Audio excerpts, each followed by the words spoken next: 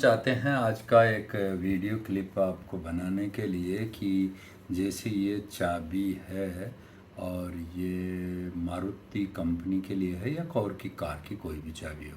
इसके बटन दबाने से एक बटन दबाने से लॉक होता है, एक से अनलॉक होता है, दोनों को दबाने से इमरजेंसी सायरन बजता है। अब ये बटन काम नहीं कर रहे हैं, ऐसे ही दरवाजे के पास जा कर के अनलॉक कर रहे नहीं हो रहे हैं। कभी ड्राइवर साइड में स्पेस कम है और ये चाबी लगाने के लिए जगह कम मिलती है तो अनलॉक करना पड़ता है, तो अनलॉक नहीं हो रहा है। काफ़ी समस्याओं के बारे में मैंने निष्कर्ष निकाला कि ये समस्या के लिए मार्केट में जाने से वो 1000-2000 रुपये तो ऐसे ही लूट लेते हैं। तो इन चीज़ों का समाधान करने के लिए मैं चाहता हूँ कि डू यू शेल्फ आप अपनी प्रॉब्लम को खुद समाधान करें। तो इसके बारे में मैं बताता हूँ कि कैसे कैसे क्या करना है, देख लीजिए आप खुद ही।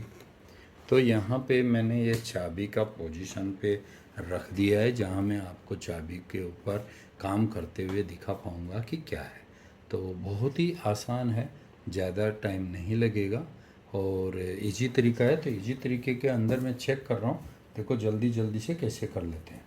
तो इसके अंदर एक स्क्रू रहता है, यहाँ पे हम स्क्रू ओपन कर लेते हैं। एक स्क्रू ड्राइवर चाहिए सादा, प्लस टाइप का होने से ज़्यादा बेटर है, इजी तरीका है। और फ्लैट होने से भी एग्जैक्ट साइज होना चाहिए। तो ये जनरली मिल जाता है, वॉच मेकर के पास मिल जाता है और खुद भी छोटे भी स्क्रू ड्राइवर इस्तेमाल कर सकते हैं। तो ये वीडियो के ऊपर यदि बनाया जा रहा है तो मैं जानकारी भेज रहा हूँ, तो इसमें अब देखते जाइए, तुरंत मैं इसको अपडेट कर देता हूँ। तो इस तरह का इसके अंदर की के अंदर ऐसा पार्ट्स निकलता है। ये पार्ट्स निकलने के बाद इसको खोल के मैं बताऊँगा अभी। तो ये चाबी को खोला है तो चाबी के अंदर ये केप निकला था, ये एक स्क्रू निकला है। इसके बाद ये इस तरह का जो इलेक्ट्रॉनिक पार्ट निकला है, ये क्या है, आरएफ कंट्रोल्ड है और डीटीएमएफ सिग्नल जाता है, कोडिंग जाता है। यानी एक चाबी से एक ही कार खुलेगी और जब तक डीटीएमएफ कोड मैच नहीं होता नहीं खुलेगी। तो एक सर्किल की चाबियों में से एक ही तरह की खुलेगी, दूसरी नहीं खुलेगी। यानी हजारों कारों के बाद में जाकर के कोई एक कार खुल सकती है, बाकी ऐसा ज़्यादा ओपन होने के चांसेस नहीं है। तो इसमें सिक्योरिटी तो काफ़ी है, लेकिन सिक्योरिटी को मेंटेन करने के लिए यदि आपने ठीक तरह से सीखोगे तो ये चीज़ें सीखने का मौका भी मिलेगा। तो मैं इसको कैप को हटा दिया है, किस तरह से कैप खोला है। और ये इस तरफ का मैकेनिज्म है जिसमें ये दो बटन है। ये बटन की तरफ से भी खोल के दिखा देता हूँ किस तरह से खुलता है। ये दो बटन है प्लास्टिक के जो ऐसे जुड़े हुए हैं, तो इसके ऊपर रहता है। धूल मिट्टी जमने से बचने के लिए ये है। इसके अंदर ये दो पुश बटन है, चिप है और ये इसका ट्रांस रिसीवर है।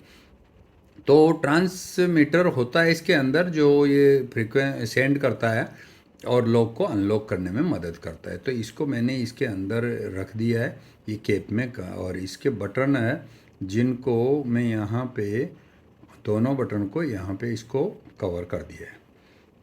अब कवर करने के बाद इस चीज़ को ऐसा है, इस बटन के मुताबिक रख दिया है यहाँ पे। तो दो बटनों के अंदर ये चीज़ सेफ्टी से रख दिया है, तो ये यहाँ पे लॉक हो गया है। और ये एक्स्ट्रा एक पुश बटन वाला स्पेस है। तो पुश बटन वाला जो जगह है ये क्या काम आता है इसको भी देख लेते हैं कि इसके फंक्शन के अंदर नहीं दे रखा है। तो कुछ ना कुछ तो इसमें बीप साउंड का कोई सिग्नल के लिए दिया हुआ है स्पेस है। तो ये वाला जो जगह है, इस जगह पे यहाँ पे पुश बटन नहीं दिया है, तो ये किसी और मॉडल के लिए काम करता है जहाँ पे ये पुश बटन लगा रहता है। तो ये दो ही बटन वाला है, तीसरा बटन का इसमें रोल नहीं है। तो हमने इस केप के अंदर कवर कर दिया है, कवर करने के बाद इसको लगा दिया है, तीसरा बटन इसमें नहीं है। तो ये दो ही बटन लगाए जाएंगे। तो दोनों बटन को कहाँ लगाते हैं, इसके रबड़ केप के बीच में लगा देते हैं। ये दोनों जुड़े हुए रहते हैं एक प्लास्टिक के पार्ट से, और इसको रख दिया है। और ये तीसरा बटन इसमें है नहीं, तो ये दो बटन का रोल वाले है, दो बटन की बोलते हैं इसको। तीसरे बटन वाले का स्पेशल सिक्योर है, वो दूसरी वीडियो में डालेंगे। तो इस तरह का केप हो गया। अब इस केप के अंदर ये बैटरी देखा, ये बैटरी को मल्टीमीटर से टेस्ट करके बता सकते हैं कि ये किस तरह का क्या काम कर रहा है, लेकिन हमें चेक करने की ज़रूरत नहीं है क्योंकि ये लो बैटरी हो चुकी है। और इसको यदि चेक करेंगे तो इसमें 16 लिखा हुआ है, तो ये ऑलरेडी मैंने 10-10 रुपये में 4 से 5 सेल पहले लेके रखे हैं, तो एक बार पहले इस्तेमाल हो चुका है। आज ये दूसरा सेल लगा दूंगा।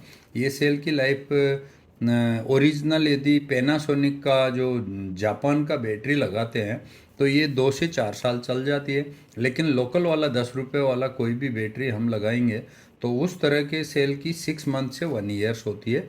मैंने ये लास्ट बैटरी रिप्लेसमेंट किया था, उसकी सूचना लिखी हुई है। 1 दिसंबर 2022 को बदला था। 1 दिसंबर 2022 के बाद ये लंबा टाइम टाइम हो चुका है, और 22 का दिसंबर निकल गया और 23 पूरा निकल गया, और फिर 24 के भी 4 महीना निकल चुके हैं।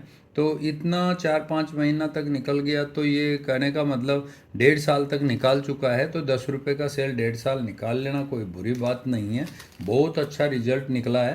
तो इस बैटरी को मैं इसमें नहीं रखूँगा, सेपरेट रखूँगा, और इसको मैं दूसरा एक सेल इसमें से निकाल करके मैं लगा देता हूँ। तो ये ऐसा सेल लगेगा।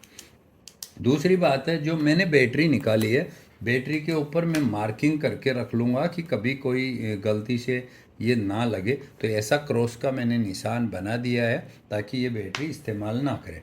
और इस वाले बैटरी को जो लगाने के बाद इसमें ये मेटल पॉइंट है, यहाँ से इसको पॉजिटिव मिलता है और ये नेगेटिव टर्मिनल है। तो ये की का ऐसा शेप बना हुआ है कि उल्टा केप लग ही नहीं सकता, सीधा ही लगेगा। तो ये यहाँ पे इस तरह से इसको लगा दिया जाता है।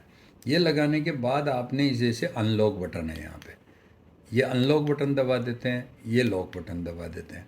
तो ये गाड़ी के पास जाने के बाद मैं नज़दीक से दिखाऊंगा। अभी मेरी गाड़ी है यहाँ 500 मीटर से ज़्यादा दूर में है, तो मैं पहले इसको फिट ही कर देता हूँ। उसके बाद वो अच्छा सा मैं चेक करके वीडियो पे क्लिप में डाल दूँगा ताकि मैं ये फाइनली कर सकें इसको। तो इस वाले बटन को यहाँ पे, लॉकिंग को यहाँ पे लगा देते हैं। लगाने के बाद ये स्क्रू को अपनी जगह पे रखेंगे। बहुत बारीक का इसमें मेटल स्क्रू है, जो ये की रोड है इसी के ऊपर जाके स्क्रू लग जाता है। तो स्क्रू ड्राइवर से इजीली टाइट कर सकते हैं, और ये काम हो गया।